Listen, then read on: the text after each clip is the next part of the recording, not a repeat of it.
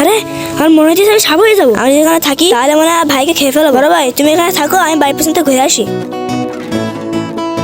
আচ্ছা ভাই, ভাই প্রতিদিন বাহানা দিয়ে কোন জায়গায় যায়, আজকে দেখে আসি তো ভাই কোথায় যায়।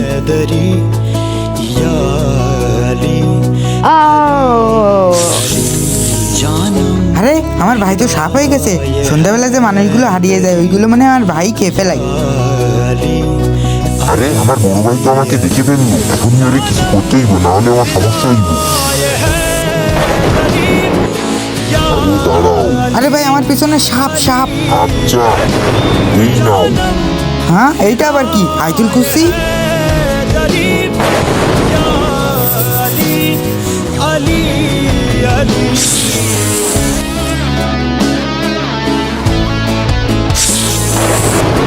আরে আমি ভালো হয়ে গেছি ভাইয়া। সাবস্ক্রাইব করতে ভুলবেন না।